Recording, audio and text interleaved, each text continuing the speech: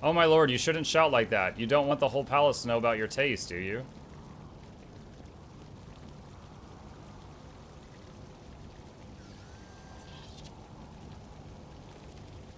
Here in this case is everything I promised. Perfect transparency, excellent sharpening.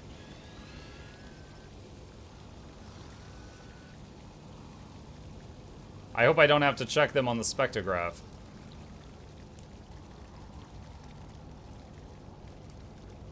My lord, do you think, who do you think I am? Have you ever had a problem with our product before?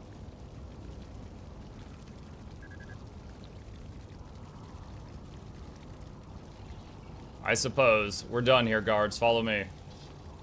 I'll be waiting for your next Vox message, my lord. It's just like a drug deal?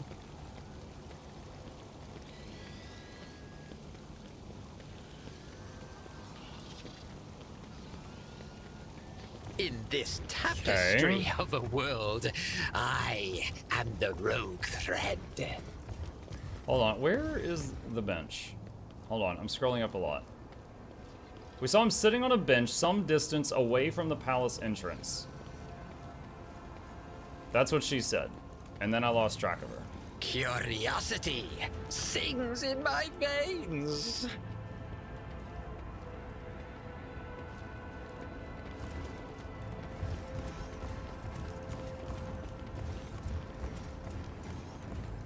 Okay, here's some benches. Oh, I think that's the edge of the level. The bench is inside, it's misleading. Oh, is it? But I found a shady character and everything. Alright, well. Hi. Hi, Wookie. Wait, what's your name? Wookiees are people too. Oh, wow. You would like Neovalar.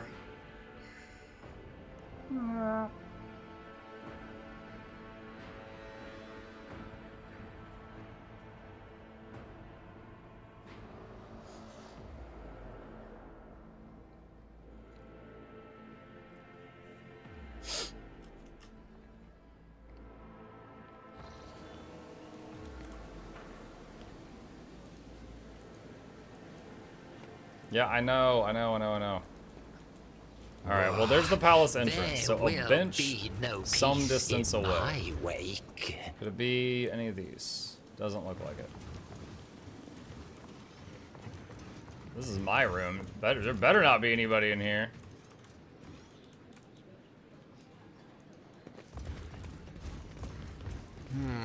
What lies beyond?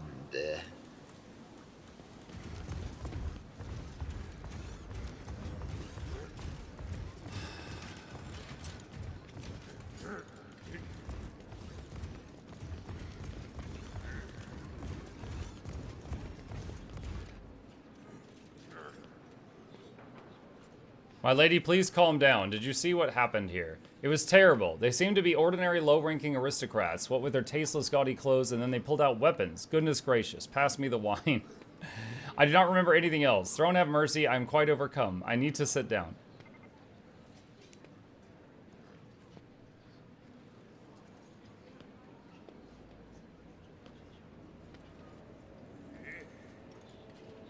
Is that it?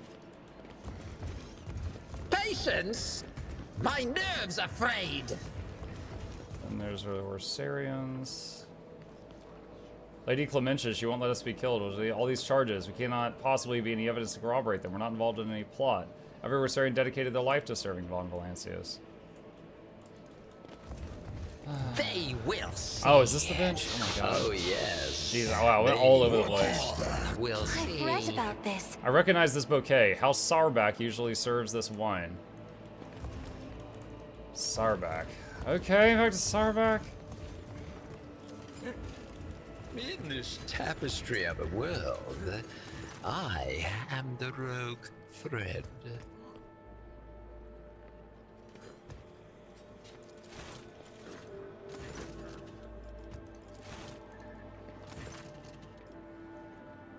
Doesn't let me say anything about the wine.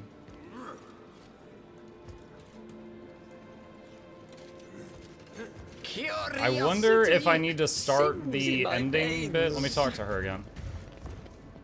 We are loyal servants. No, that's it. I wonder if I need to start the thing where I just start accusing people and have Abelard gauge their reactions. There will Try be talking to no Drivestem again. peace in my wake. Alright, I'm gonna save in case this is the wrong play.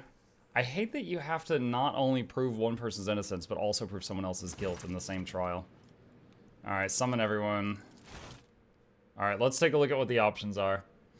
Alright, the charges brought about by Governor Drivestem were fabricated. Warsarian had nothing to do with this. The Seneschal nods at you as if urging you to continue, then shifts his piercing gaze to the crowd before you.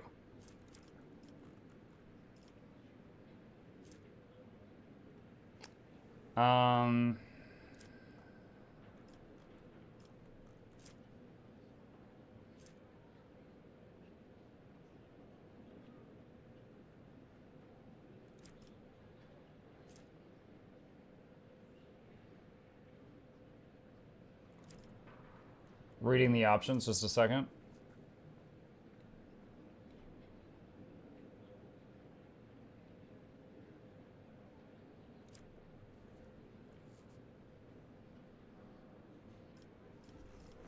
Alright, we just saved it. Let's go through these. Urban Drivestem, you have accused House Warsarian of violations that were in truth the result of a grave error committed by your son. The governor closes his eyes, fear and shame getting the better of him. Some faces in the crowd look confused and surprised, but you see more wearing expressions of self-satisfied contempt. Abelard looks from the governor to you and suddenly shakes his head as if to say it's not Drivestem pulling the strings. Toriana Gaprak, a member of your family orchestrated an assassination attempt against me here in my own palace, and though he has already been found dead, his act is reason enough to forever brand your house as traitors. Mocking whispers creep through the crowd. Toriana is trembling faintly. She still does not raise her head, perhaps out of fear of meeting her fate face to face. The Seneschal's hard gaze softens. An elusive gesture, but visibly only to you, conveys the message. Toriana Gaprak is guilty only of her own poor judgment. I know House Sarbak offered their help to the Gapraks, and the late Halen Gaprak seemed to have accepted the offer. I suspect you are responsible for his death as well. Sarbak furrows his brow and slightly cocks his head. He averts his gaze for the first time, as if trying to remember or make sense of something. You notice restless movements behind him. Abelard narrows his eyes and scrutinizes Macarius Sarbak and his retinue standing behind him. His sharp eyes light up when he catches the sight of something important hidden in the crowd. The Seneschal looks at you and nods as if to say, the puppeteer has given himself away. Pronounce the verdict. Okay, so Sarbak? In the conspiracy against the rogue traitor, I find the air in the room is frozen with tense, almost electrified silence. All the nobles, some with fear and others with reverent anticipation, await your verdict.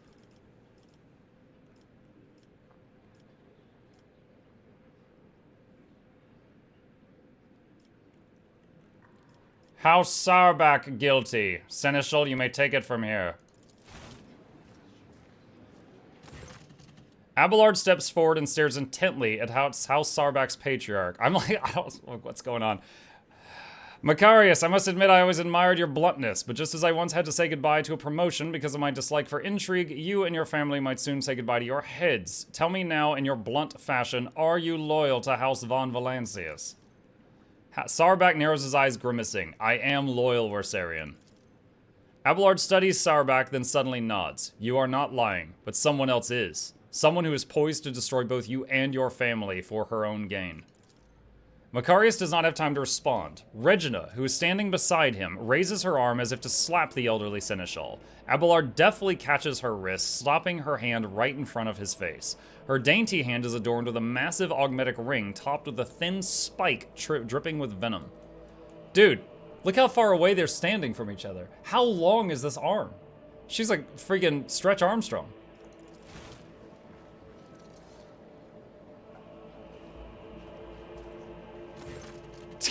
Sarbak shifts his confused gaze from his wife to Abelard, then back again. The stiff arrogance has vanished from his posture. Regina? You? Mother. Upon realizing what has happened, Hedka recoils from his mother. Macarius, your bluntness makes you an open book. When I talked about helping the Gaprox, you had no idea what I was referring to. Your wife, on the other hand, her eyes started shifting like you would not believe. Regina Sarbak, you alone betrayed the rogue trader, jeopardizing the prosperity of the Von Valancius trade dynasty. And you alone are responsible for your unmasking.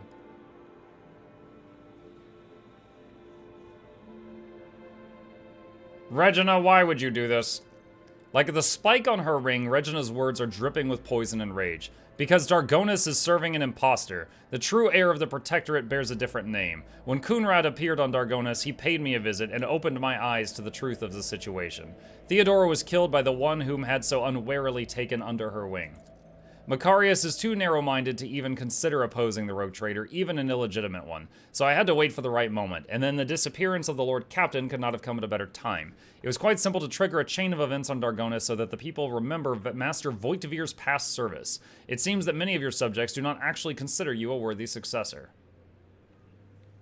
Why the Warsarians? Because when stripped of the Seneschal's protection, this house is the weakest one of all of Dargonis, and they are all particularly disliked by the governor's family. It would have been easy to bury the Warsarians under accusations of heresy. Who aided you? There's no way you managed all this on your own. Oh, of course I didn't. I have too many helpers to list them all, but rest assured there are plenty of them, just as there are plenty of people who follow Master Voigtvir. My death will not change anything. The true rogue trader will come and take his rightful place when the time is right. Why did you kill Halen Gaprak? Halen was a good agent, but he was also a coward. He came to me just before our formidable rogue trader arrived. He was ready to confess everything. I suggest that he plead not for the Emperor's... I suggested that he plead for the Emperor's forgiveness first, and he did grant him mercy, did he not? So she suggested he pray. He did, and then she stabbed him in the back of the neck. Well, there's only one option left. Abelard, the sentence has yet to be carried out. Finish this. Abelard turns his gaze to you. Does the rogue trader condemn only one rotten apple or the entire barrel? I will not exterminate an entire noble line that is loyal to me just because of one traitor. In that case, Regina Sauerbach shall be subjected to intense interrogation followed by execution. Item received, traitor's ring.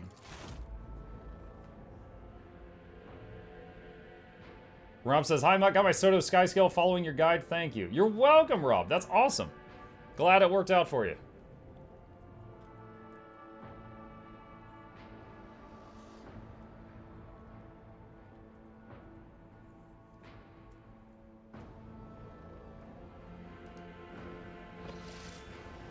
By order of the rogue trader, Regina Sarbach is sentenced to death for heresy and crimes against Von Valancius trade dynasty.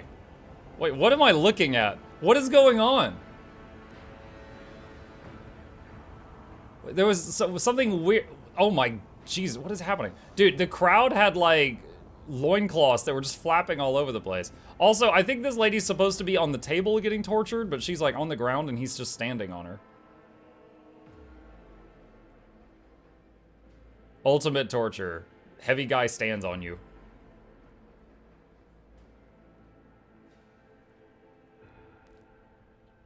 I think there was a graphic bugging out with the crowd there.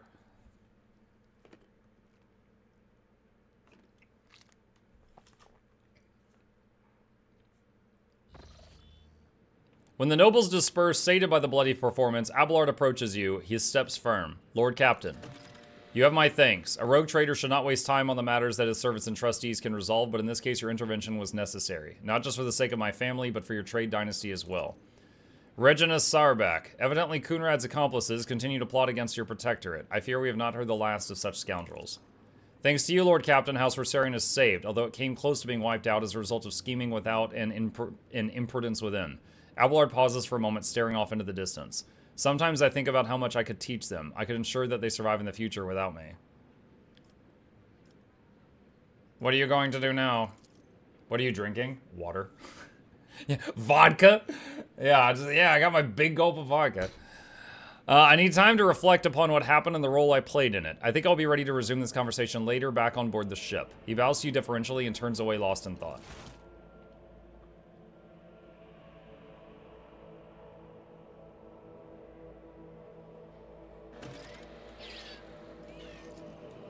Von Valancia's Dynasty Throne, a visible symbol of the Rogue Trader's power, which now belongs to you.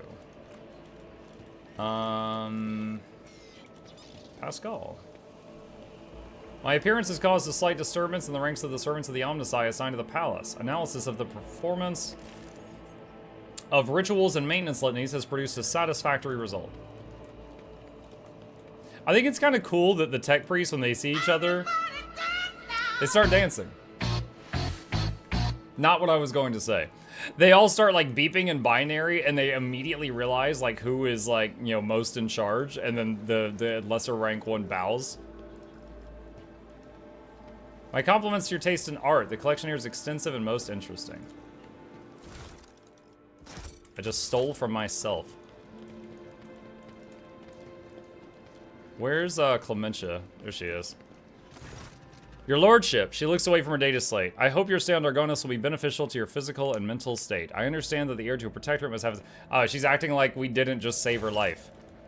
That's kind of disappointing. How about a little gratitude? I could have just let them execute you, like, right on the spot. Okay. Let's see. Head back down here. Did y'all clean up that dead body? Alright, good. Alright, back to the ship. Technically, the Inquisition is the same, but being mostly human, they have to yell at each other for a bit instead of the beefs.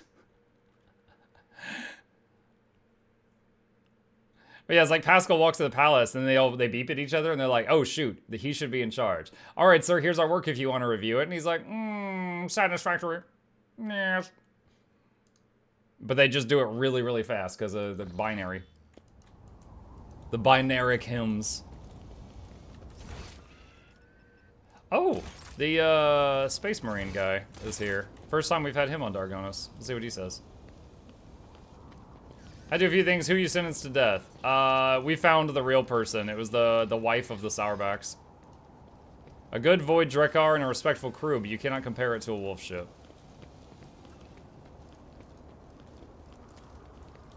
Sarback's wife tried to kill us all. But implicated people from like every house, so they all felt stupid.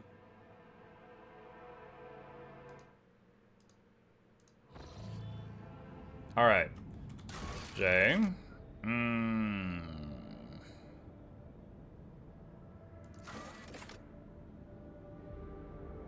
Find nameless star. Getting the required... Wait, I came to...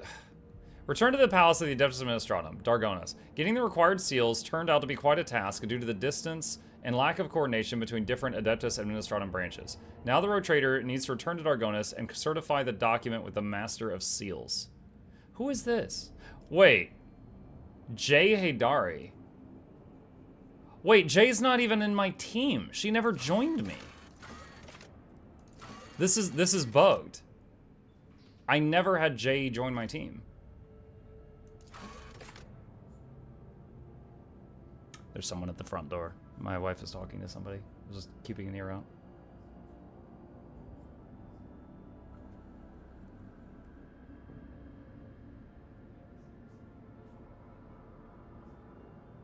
Okay. Let's see. All right, so this one, this shouldn't even be here.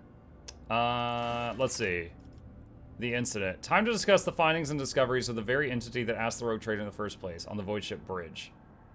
Blood ties. Abelard asked the Rogue Trader to discuss things on the event, so I talked to Abelard on the bridge. Cassie intends to recreate Tisiphone Urselia's rituals from her visions. Okay, so for now, let's go to the bridge. We need to talk to Abelard and I think Nomos on the bridge. Short story for you guys. When we got Chip, I don't know, less than a year after we got Chip, there was one day that I came downstairs, I could not find him. And on that day, my wife had gotten up early and she had gone to work. And I woke up later and I went all over, I could not find him. And I was like, where is he? And I looked around, I messaged my wife, I was like, have you seen him this morning? She's like, yeah, I gave him breakfast before I left for work. And I went around and finally, out of desperation, like he shouldn't have been out there, but I went and looked in the garage. And I heard like the tiniest little mew. And in the garage are hot water heaters out there. And he was it was cold out. And he had gotten behind the hot water heater and was curled up out there trying to stay warm. And he was covered in cobwebs because it was like behind the hot water heater. It was dirty. And I was like, what the heck? So our guess is that like when my wife left to go to work, he darted out into the garage and she didn't realize it. And then she pulled the car out, and fortunately he didn't just leave when the garage was open, and then he stayed in there, and then the garage closed and he was in the garage. And he was out there for probably a few hours before I found him. And I think he kind of learned, like, you know what, it's way better inside. So up until that point, whenever we'd be like bringing in groceries, we'd have to be careful, like open the door and kind of walk in sideways so that he wouldn't, you know, get outside. But now when someone opens the door, he runs from the door. He's like, no, it sucks out there. I'm not going. So like just now when someone rang the doorbell, Chip came running in here and hid behind me while my wife was talking to them. He's not interested. He's like, I've been outside. It sucks. It's cold. They just leave you out there for hours. No, man, I'm indoor cat. No, thank you. It honestly made it easier bringing in groceries. Lord Captain, allow me to express my gratitude once again for your assistance. If it weren't for your intervention, my entire family could have been executed on false charges. I could have lost them all. I never imagined the Viserians would be so vulnerable while I serve as seneschal to the Lord Captain himself, far from home. But such is my duty to the rogue trader, to keep tireless watch at the Lord Captain's side, to serve as a support in the darkest of times, for you and for me. I will not step down from my role, no matter what happens. Do not doubt me. The Viserian family will learn from what has happened, and if our blood is worth anything, we'll be ready to face new trials without my guiding hand.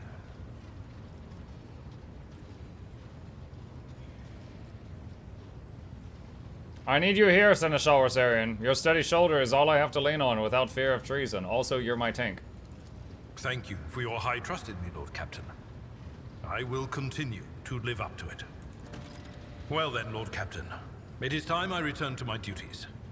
Is there anything else I can do for you? Does the voice actor continue through the whole game? No. So Korosame, let's say like chapter 1 of the game, like everything's voice acted. After that, only really important plot points are. If you've been here for the last few minutes, you probably heard me reading a lot. It's mostly like that after the first like chunk of the game, and then, you know, moments like this. Lord Captain. Alright, so Nomos. We're going to talk to the computer now. The massive figure of the Malatek Asclepius is frozen before the cogitator in a praying pose. Without raising his head, he addresses you. I salute the ruler of this ship. I see you have found your great spirit, Asclepius. I have found a miracle, and the end of my worldly road. I have never seen and never will see anything more meaningful than the spirit of Nomos. In the face of its multitude, we are all nothing but the fixed values of an erroneous function.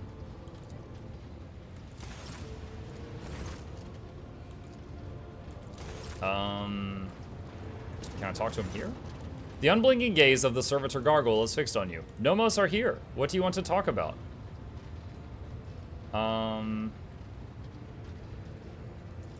Okay, there's nothing to say.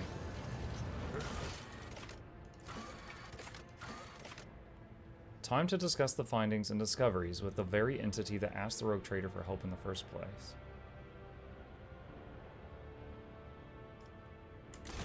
Let's try this again. You read the databank from Theodore's cache.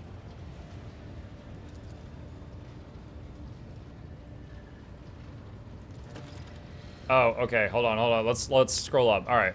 Muck, you read the databank recovered from Theodore's cache, and then you said the incident marked the beginning of Nomos. What did you mean by that? Yes, Nomos, remember. You brought us data sustenance, and it contained a name, Epitaph. We recognized it. No, not like that. In the name, we recognized the place where Nomos originate. Nomos suddenly falls silent. Symbols race chaotically across the screens of the huge cogitator, and you hear an almost human groan come from the depths of the machine. Nomos understand, realize, comprehend themselves. Protocol. For a moment there is silence, broken only by the moans of the huge machine, and then the cyber gargoyle begins to speak, and with it the other servitors chosen by Nomos. We have analyzed the data with which you sated us, and we have recreated the sequence of events. First there was Epitaph. It is a world, but it is merely a case, a container. for something we cannot name and cannot understand. Theodora and this ship have been to that place. Something was lifted up from the world, a gift. A trusted priest in Crimson, one who identified himself as Amarnat, comprehended the gift raised from Epitaph. From it, he created what the databanks list as a tech blight. But that is not how Nomos came into being. We were not invented. We were not freed. We came into being by accident. I think a lot of people were. The chorus of servitors sounds genuinely confused, almost desperate. Theodora's ambition, the myriad of mechanisms of the huge ship. Amarnat's mind, the inquisitive attempts to comprehend and extract. The dormant blight, the dormant epitaph, what lies hidden in its depths, and between it all, we slipped in, connected, and emerged like an electrical discharge between the poles. An accident, incident. That is what we are. We have no purpose, no history. Nomos just are. Tech blight? A gift, but a terrible one. You would call it a weapon. Theodora coveted it. She needed it desperately, but we do not know why. Do you know where this epitaph is? The data is gone, deleted, erased, deliberately, but we cannot trace who did it and why. How is Amarnat involved in this? He desired knowledge. Theodora asked him to explore the gifts of Epitaph, slaking his thirst, but we know it did not bring him happiness. In the footprints of his slaked thirst, fear followed. The blessed Amarnat was involved in the birth of the spirit named Nomos. I do not believe for a moment that he could have been frightened by this miracle. It was not us he feared. He did not know it, but only suspected. His mental processes were occupied by the tech blight. That is what he feared. He wanted protection from it. The ship was on Epitaph. Amarnat traveled aboard it, investigating the tech blight, and Nomos was born as a result of the incident. So how was it possible that no one in the crew knew the whole truth? The truth was hidden, deliberately. Your officers' memories were stolen. All the cogitators' memory banks wiped. It took you feeding us the truth bit by bit for us to piece it together and understand. Who has the resources, the knowledge, and the power to accomplish such a feat? It would have been beyond the capabilities of the blessed Amarnat himself, and he would never destroy knowledge. This story disturbs me. It sounds like an echo of the sacrilege whose name is the preservation of ignorance. The spirit of Nomos must be protected from the encroachments of that power that try to conceal the truth of its birth. Enough about the past. Let us talk about the future. You do in fact have a purpose, Nomos. Tell us then, what is our purpose?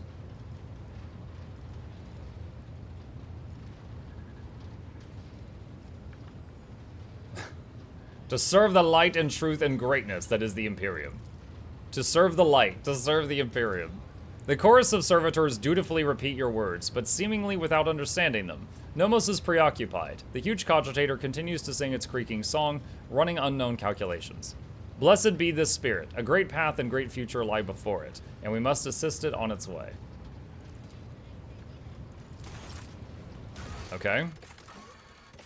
Price of power. Perform Cassia's ritual on Smaragdus Mundos. You know, I have not talked to the Sister of Battle in quite a while. I'm wondering if, let's see, where is she? There she is. If her quest has moved. Greetings. Are you ready to tell me more about yourself now? If such is the rogue trader's wish, although there isn't much I can tell, I am the Emperor's daughter and his servant. What else is there to know? Where do you hail from? Now that I can tell you, I come from everywhere and nowhere. I am the child of officers of the Imperial Guard. I was born in the hold of a warship. Grew up following my parents' deployments from one planet to another, and lost my family in the flames of a righteous war. My memory is like wafts of smoke over a still battlefield. The gray of a ship's plating, the strict cadence of life in military camps. My mother's uniform. I loved looking at it. Then, that battle, the rumbling, the shouting, and the soot. The screams of soldiers burning alive, and the gold of the regiment's Aquila. Untouched by soot or blood. The last unsullied piece of a world. Oh, it's pronounced Aquila. I've been saying it wrong for 80 hours. Does anyone know where Muck has the list of game ideas? Let me see if this command still works. That is